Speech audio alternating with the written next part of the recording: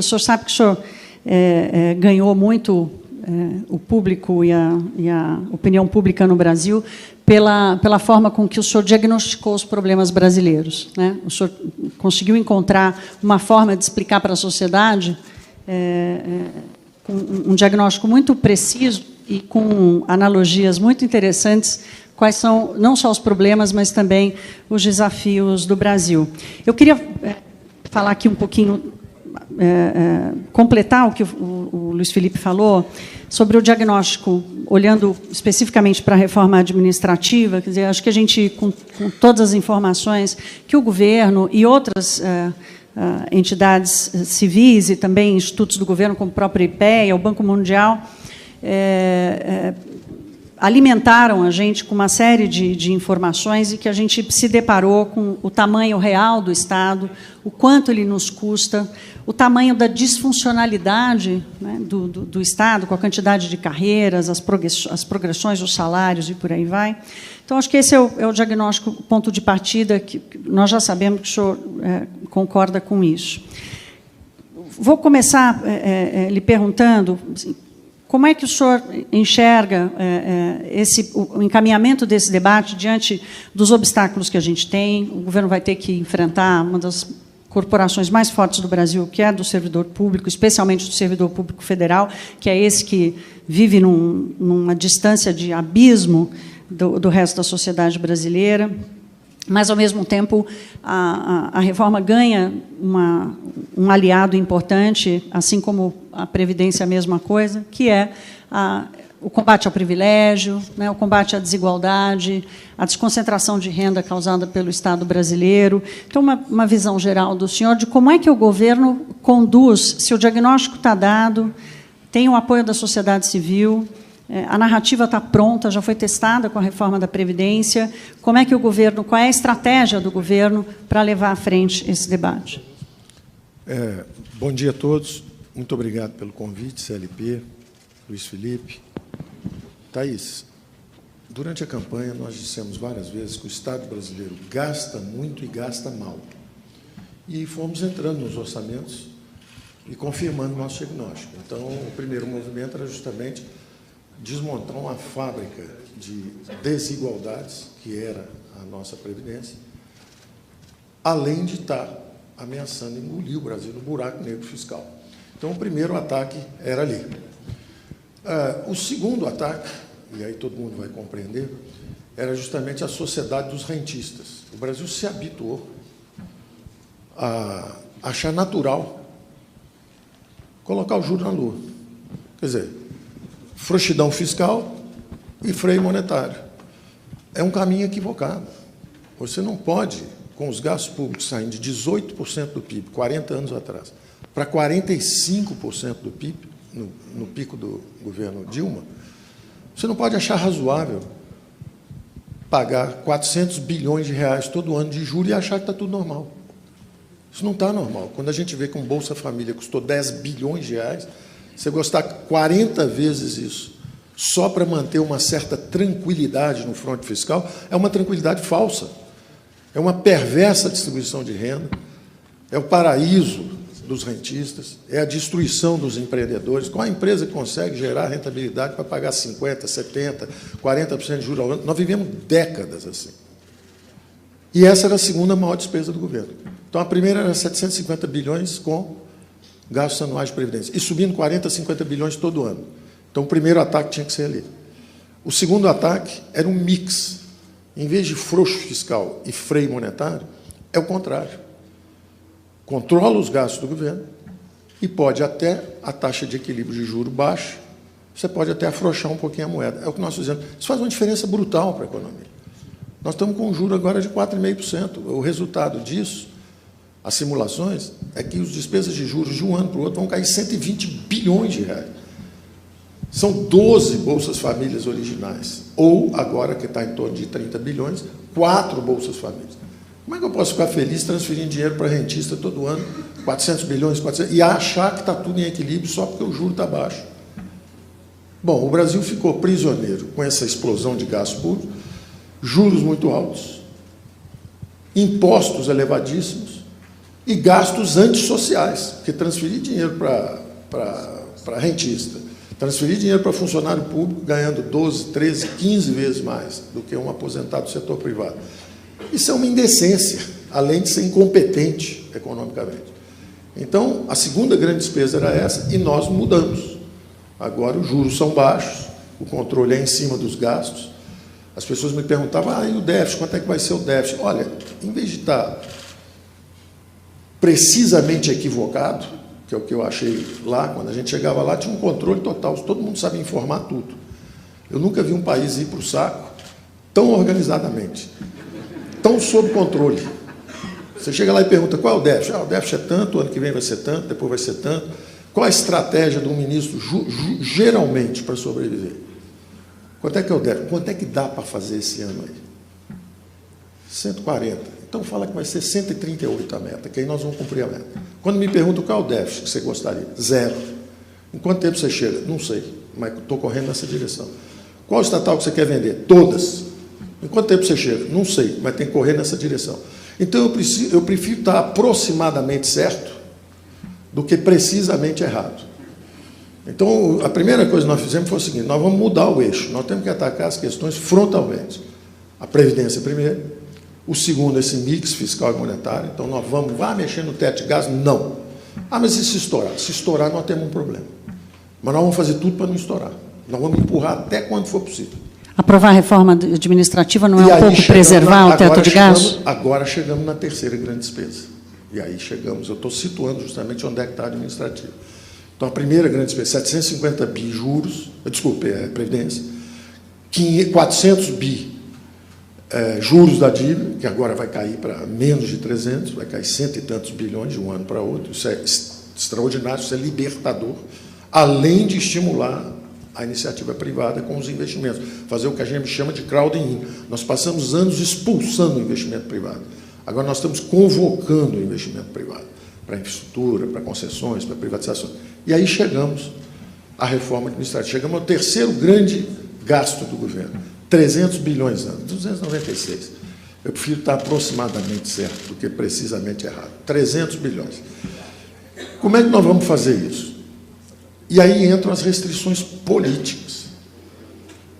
O presidente diz o seguinte, olha, e isso é que às vezes explica um pouco porque que as coisas não vão na mesma velocidade. Uma coisa é a economia.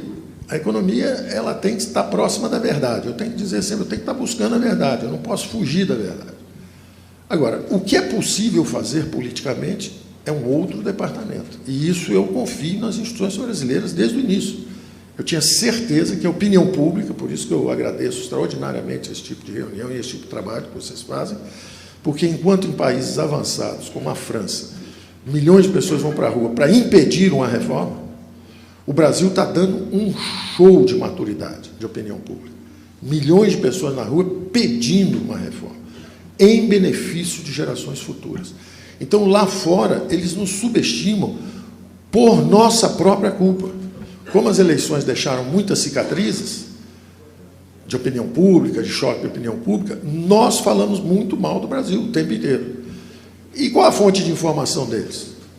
Quem perdeu as eleições, que era o establishment, que está há 10, 20, 30 anos governando. Então, é natural falar, olha, agora é o caos, vai ser uma confusão. Essa imagem vai lá para fora. E aí, quando você fala sobre as coisas lá de fora, eu estava falando outro dia, né, eu estava falando deles. Falei, olha, vocês sabem, a Indira Gandhi, em 70 e poucos, 1970 e poucos, disse, olha, vocês, para fugirem da miséria e da pobreza, destruíram povos, destruíram florestas. Eu estava dizendo isso para eles. Mas, olha, vocês sabem que o inimigo do meio ambiente é a pobreza. Vocês quebraram tudo. Vocês destruíram tudo. Nós faremos diferente. Até pelo alerta que vocês estão nos dando. Então, nós temos uma sociedade sofisticada, uma democracia vibrante, porque ela absorve todo mundo, ex-guerrilheiro, capitão, todo mundo cabe nela. Ela absorve, processa, a cada 2 anos nós estamos votando. Eu não conheço país que foi para hiperinflação sem comer cavalo, é a exceção do Brasil. Né? Você pega lá o Bresciano Turrone, a história da hiperinflação na Alemanha, 17 mil cavalos abatidos em janeiro, 14 mil em fevereiro, 37 em março, 0. Por quê? Porque comeram os cavalos todos, não tinha mais cavalo para comer. O Brasil foi para a hiperinflação, sofreu as piores moratórias externas, recessão. O Brasil é prisioneiro de uma armadilha de baixo crescimento há décadas. Era um país que crescia 7,5%, mais do que China, mais do que Coreia do Sul, mais do que Japão. O Brasil, e eu usei essa imagem, é uma baleia gigantesca, enérgica, tem energia, tentando, se debatendo, e nós vamos arpoando. Nós não paramos de arpoar até ela parar. Agora ela parou. Então, nós vamos tirando os arpões. Olha onde é que está o arpão mais agudo. Onde é que está o buraco fiscal? Tira um, tira dois. A economia começa a se mover. E aí chegamos à reforma administrativa. É o terceiro grande gasto. Aí vem as restrições políticas. Não vamos atingir os direitos existentes dos funcionários atuais. Isso é uma restrição política. É uma restrição política. Agora, a quem cabe remover ou enfrentar restrições políticas? Ao Congresso, ao presidente. Então, é uma dimensão política. Então, o Paulo vai falar sobre isso, ele vai aprofundar um pouco a reforma, mas eu só quero dizer o seguinte, a nossa reforma administrativa vai, agora ela vai com restrições políticas. Se chegar na Câmara, e eu acho extraordinário isso, opinião pública, 88%, como disse o Luiz Felipe, apoiam, e 90% apoiam a meritocracia e a avaliação. A avaliação pode até ser simples, pode ser um botãozinho vermelho, um amarelo, da opinião pública. Eu acho que cada brasileiro que entrasse em qualquer departamento público, vou tirar um passaporte, vou pagar um DPVAT, qualquer coisa, você aperta um botãozinho quando você sair. Amarelo é razoavelmente atendido, vermelho é fui muito mal atendido, verde, ok. Isso vale mais até do que a avaliação dos chefes, porque a dos chefes é 9,5. Né? Eles dão 9,5 eles para eles mesmos. Nós temos que saber a opinião pública. Então, nós estamos entrando agora na reforma administrativa, e eu te passo num minuto, mas eu estou só situando a administrativa como o seguinte, veio a primeira, veio a segunda, agora vem a terceira, que é controlar, como disse o Felipe, a criar a meritocracia, valorizar o bom servidor. Então, a ideia é o seguinte, não atinge o direito de quem está, mas é o seguinte, para ganhar estabilidade agora, tem que provar que é um bom servidor, tem que trabalhar 5, 6, 7, 8 anos, 10 anos, ser avaliado pelo chefe, tem que ter espírito de equipe. Não pode... Então, tem que haver isso. Se não é possível politicamente aplicar para quem está hoje, coloca um filtro, pelo menos, para o futuro. E aí, a nossa proposta original, com essa restrição política que o presidente falou assim, eu não quero atingir os atuais. Ora, é uma proposta do presidente, a nossa pode ir assim, mas a opinião pública, o Congresso, pode dizer, olha, nós queremos mudar isso aqui, nós queremos... E o meu conselho, inclusive, presidente, foi o seguinte, presidente, acelera isso, sabe por quê? Se levar mais 1 ou 2 anos, vai cair a estabilidade pública, a estabilidade para o funcionalismo público atual também. Porque vai ficando, o buraco vai ficando cada vez mais aparente e vai chegar um momento que a opinião pública vai dizer o seguinte, olha, tem que cortar, tem que demitir mesmo, tem que... Então, e eu confio muito no Congresso, eu falei isso muito lá fora, o Congresso está trabalhando, as lideranças estão trabalhando, todas essas reformas que estão sendo encaminhadas, isso, na verdade, é uma transição incompleta. É importante a gente ter em mente isso. O Brasil era um Estado absolutista, centralizador, um leviatã, um Estado robesiano, politicamente fechado. O Estado brasileiro foi moldado sob um regime estatizante, dirigista. Quando nós redemocratizamos, nós começamos a nossa glasnost, fizemos a abertura na dimensão política, mas não transformamos o Estado na mesma velocidade. Daí as disfunções, fomos para a hiperinflação, fomos para juro alto, saímos aumentando impostos, porque nós não estávamos maduros como sociedade para fazer a transição. Os economistas deram tiro na direção errada, atacando sintoma, congelando preço, congelando ativo financeiro, os políticos estavam inebriados. O resultado final é que o Brasil é gerido hoje por um software. É uma imagem que o Mansueto usa sempre entre nós, é um software.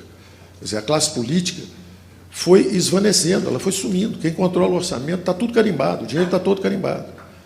Então, todas essas reformas, o processamento político é do Congresso. Ele é que sabe, em vez de uma reforma só, vão 3. Mas, na minha visão, se você perguntar a um bom economista qual é a visão, isso é um processo integrado, é de equilíbrio geral. É uma transformação do Estado em suas dimensões. Então, vamos ver. Primeira dimensão, a intertemporal, gerações futuras. Nós estamos gerando um problema tremendo para gerações futuras. Nós estamos desempregando em massa com esses encargos trabalhistas que nós temos. Então, são milhões, 40 milhões de brasileiros estão fora do mercado de trabalho formal. E 40 milhões de brasileiros vão envelhecer e vão usar a Previdência. Eles vão quebrar a Previdência de novo, daqui a 20 anos. Nós nos salvamos com essa reforma, mas nós não fizemos a transformação do regime ainda. Aí vamos para uma segunda dimensão, administrativa. Tem que realmente criar... Eu não vou reproduzir o discurso do Luiz Felipe, que foi brilhante. Tudo que ele falou e tudo que o Paulo vai falar. É outra dimensão. Tributária, a mesma coisa. Nós precisamos, não só na forma de arrecadação, em vez de 54 impostos, ter 5 ou 6, 2 ou 3 bases, consumo, renda, estudamos essa de digitais, transações, alguma coisa que te dê um pouco mais de base para você poder baixar as alíquotas, estamos estudando isso, ou continuar com 50 impostos malucos. Nós vamos ter que encaminhar isso também. E não é só do lado da forma de arrecadar, é para onde vai o dinheiro. Então, nós fizemos uma proposta agora, do Pacto Federativo, de transferir 450 bilhões de reais para estados e municípios. As pessoas não estão percebendo, elas perguntam assim, cadê a política social? Ora, nós estamos dando 450 bilhões para prefeitos e governadores. Agora, vocês é que sabem se isso vai ser para a segurança pública, o prefeito da cidade é que sabe se ele está precisando de segurança pública, ambulância e escola, ou os três. Ele é que sabe. Então, tem uma enxurrada de propostas entrando. O Congresso é reformista, é um Congresso reformista. Eu vejo os personagens, estou vendo agora o Rodrigo Maia ali, o nosso presidente da Câmara, apoiando as reformas, conduzindo a reforma da Previdência. Estou vendo o senador Márcio Bittar à frente do Pacto Federativo. Ele pegou a mensagem, ele está defendendo melhor do que eu a recuperação do controle dos orçamentos públicos pela classe política. Em vez de ser um software, é a classe política que, nas democracias avançadas, é que controla os recursos públicos. Então, ele está dizendo, é desindexar, desvincular, desobrigar as despesas, para que a classe política dê um passo adiante e diga, ó, agora nós vamos gastar mais nisso, menos naquilo, nós vamos fazer a recuperação do controle sobre os orçamentos públicos. Então, isso é o Pacto Federativo. Então, essas reformas estão entrando e elas vão passar. E o Brasil está demonstrando uma maturidade extraordinária. Ministro, a classe política está preparada para reassumir esse controle dos orçamentos públicos, em vez de deixar isso gerido por um software. Deixa eu aproveitar aqui, primeiro, anunciar a chegada do Rodrigo Maia, presidente da Câmara dos Deputados.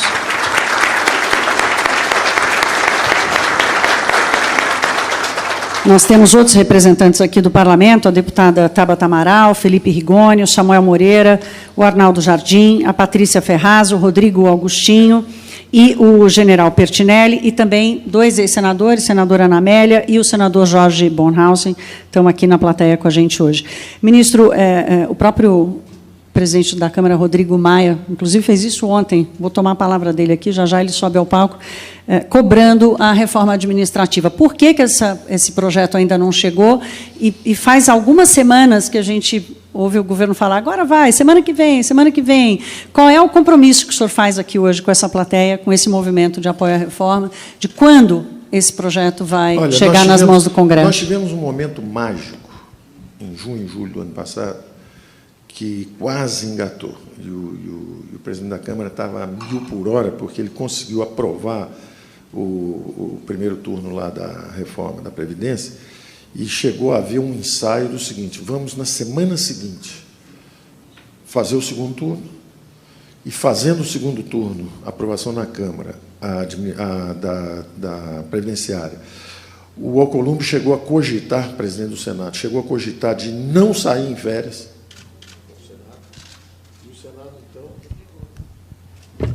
E o Senado, então, aprovaria nas férias a Previdenciária. Os 2 turnos nas férias. Era um momento mágico. A gente chegou a sentar, conversar sobre isso. E aí, logo depois, entrava tributária, entrava administrativa. Podia ser um momento mágico. Mas a política é assim. E eu aprendi e valorizo o processo.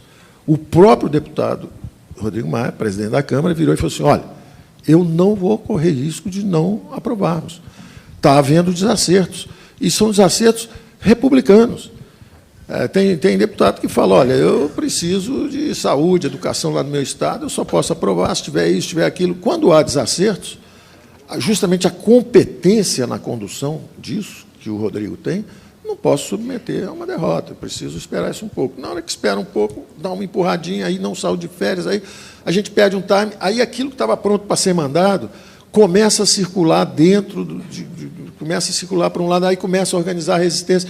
Então, houve momentos em que tinha muita resistência, inclusive a reforma Essa administrativa. resistência tende a aumentar, né, ministro? Eu acho que sim. Eu acho que do ponto de vista do papel do governo, como o governo se prepara para enfrentar isso, então, qual é o timing do governo? Bom, o resultado foi justamente que, quanto mais tempo passa, maior a desidratação dessas reformas. Né? E também não é só o governo, é dos dois lados. Eu estou estudando uma base de transição, e também se a Câmara vira e fala, impostos disso aqui de jeito nenhum, pá! Aí cai um secretário da Receita. Vai atrasar uma reforma, ou não? Um sujeito ficou 7 meses conduzindo, toma um tiro, cai a coluna central do templo. Vai levar mais 1 ou 2 meses, até você reprocessar aquele negócio que estava acontecendo. Então, e isso é natural, não tem problema. O senhor não está com... Qual é a pressa que o senhor tem? Então, não, qual é o timing do esse governo? ano, não, eu acho o seguinte, uma coisa é o que nós queremos, nós vamos encaminhar tudo, esse é o compromisso. Vai administrativo, o compromisso foi do presidente, o presidente falou, eu vou encaminhar. O presidente da Câmara, corretamente, está pressionando a implementação, o ritmo das reformas. Está dizendo, olha, pode mandar que nós estamos preparados. Os acordos estão sendo brilhantemente conduzidos por eles lá. O presidente da República, ele chama, conversa com o presidente do Senado, com o presidente da Câmara, eles estão se entendendo, eles conversam sobre isso, e o compromisso está assumido entre eles. O presidente Rodrigo Maia falou, olha, pode mandar a administrativa aqui para nós começamos aqui pela Câmara, a tributária já vai para uma comissão mista, Senado e Câmara, o Pacto Federativo já está no Senado, então, o fatiamento, o ritmo de processamento, se é de uma vez, quem vai primeiro, eu confio plenamente na classe política. Eles é que têm que processar isso. É o presidente da República que sabe. Por exemplo, ele chegou um momento, ele falou assim, olha, eu não vou dar um pretexto, tá, essa briga na América Latina inteira, passeata, gente que quebra na rua, morreram 30, 40 pessoas lá no Chile. Presidente, eu não vou dar um pretexto, eu sei que vocês estão bem intencionados, mas eu não vou dar um pretexto para botar uma desordem aí na rua. Vamos esperar clarear um pouquinho, vamos para o fim de ano sossegado. Começando o ano que vem, eu mando o administrativo. Então, o presidente nunca foi contra a reforma administrativa. O que ele fez foi uma questão de timing, foi tática, não foi estratégia. E ele agora quer atender o pedido do presidente da Câmara, que falou o seguinte, mandem a administrativa. O presidente da República disse o seguinte, nós vamos mandar, assim que o Congresso chegar, nós vamos entrar com a administrativa. Deixa eu aproveitar, então, uma última pergunta, para depois a gente ouvir o Rodrigo Maia. Qual é a meta que o senhor quer dividir aqui com a plateia hoje? Como é que a gente pode lhe cobrar daqui a 6 meses ou daqui a 1 ano? Qual é o compromisso que o senhor assume aqui hoje com o timing, com o conteúdo da reforma? Porque se há um movimento da sociedade civil unindo em volta desse tempo, eles também têm que se preparar para o que defender e que tempo. Né? Eu acho o seguinte, a nossa meta é a transformação do Estado. Então, a reforma tributária, adoraríamos se ela fosse possível ser feita em 3 meses, 6 meses, estamos dando a nossa cota. O que é que nós vamos fazer? Vamos mandar justamente para não invadir território alheio, eu não posso chegar para 5 mil municípios e dizer, olha, agora mudou isso aqui. A minha jurisdição é o governo federal. A Câmara pode, o Legislativo pode, mas o ministro da Fazenda não pode chegar e, olha, acabou o ISS, vocês agora não recolhem mais esse imposto, vocês vão fazer um IVA único aqui comigo e eu é que mando. Eu não vou fazer isso. Eu já senti que não é assim. O que eu posso fazer é o seguinte, olha, aprovamos o IVA, é um imposto mais eficiente, mais efetivo, vamos entrar com ele aqui. Ó. Estamos juntando o PIS e COFINS, estamos entrando com o nosso IVA federal aqui. Estados e municípios estão de acordo? Municípios estão em dúvida, estados estão de acordo. Ok, 26 estados, acoplem. E aí é um equilíbrio geral. Nós vamos perceber o seguinte, tem gente que ajudou a formular a proposta do IVA único, que estava pensando em 25% de alíquota.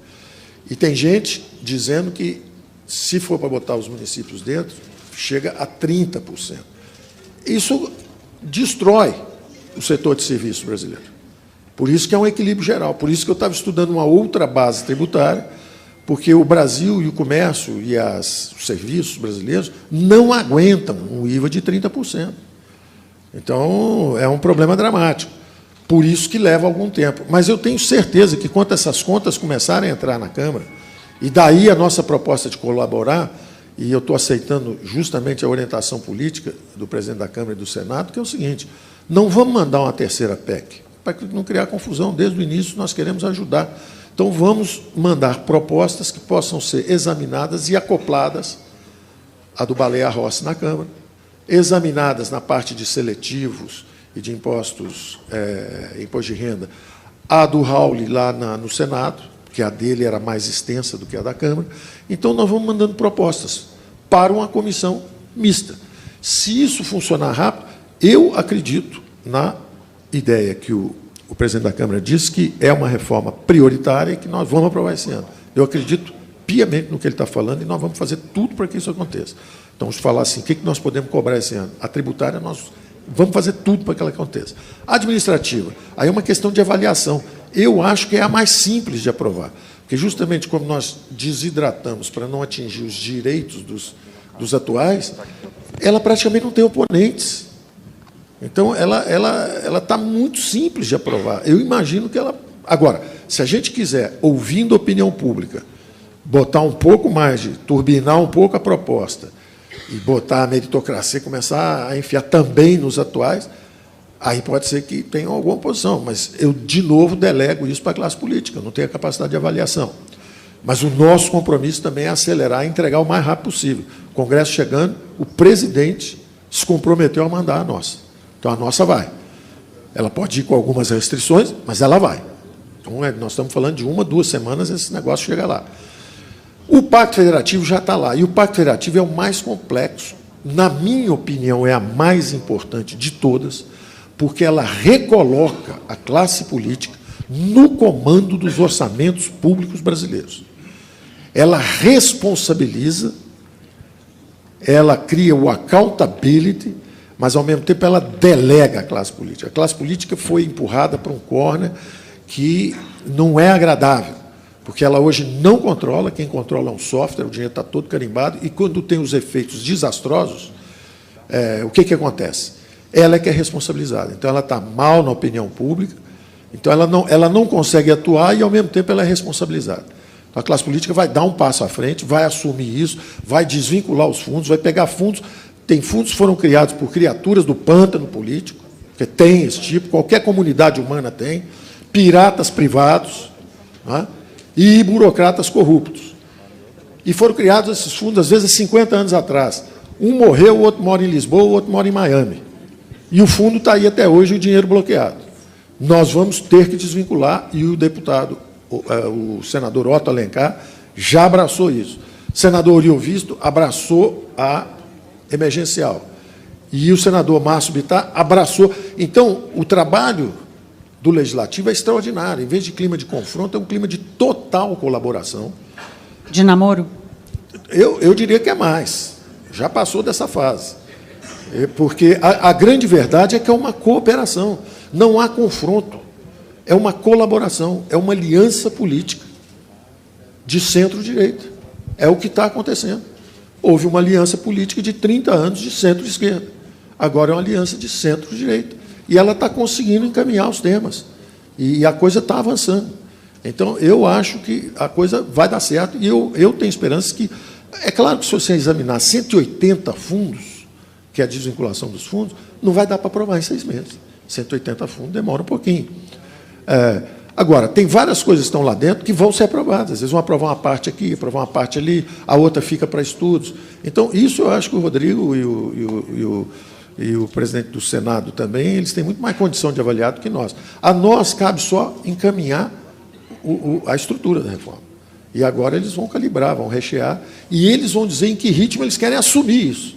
Se ele falar, vamos desindexar tudo, desobrigar tudo, desvincular tudo, a classe política sentou no comando da economia. Acabou o superministro, não tem mais esse negócio. Quem é o ministro das Finanças da França? Quem é o ministro das Finanças da Alemanha? Quem conhece aí? Quem é o ministro das Finanças da Suíça? Ninguém conhece. Conhecem o senhor, né? Agora, aqui o ministro anda com um sacão de dinheiro, todo mundo correndo atrás dele. Entendeu? E está errado isso. E está errado isso. Não tem, porque o dinheiro não é dele. Eu até explico isso para os outros ministros. Vem cá, vocês acham que o dinheiro é meu? Cada vez que um leva um dinheirinho para cá, sobra menos para vocês todos. Outro dia um circulou um negócio, ó, precisamos disso aqui. Aí todo mundo, eu apoio, eu apoio, eu apoio. Eu falei, ó, manda cada um quanto é que vai pagar. Porque apoiar é botar a mão no bolso e pagar. Apoiar não é falar, eu te apoio. Quanto é que sai do seu ministério para apoiar ele? Eu quero ver a força do seu apoio.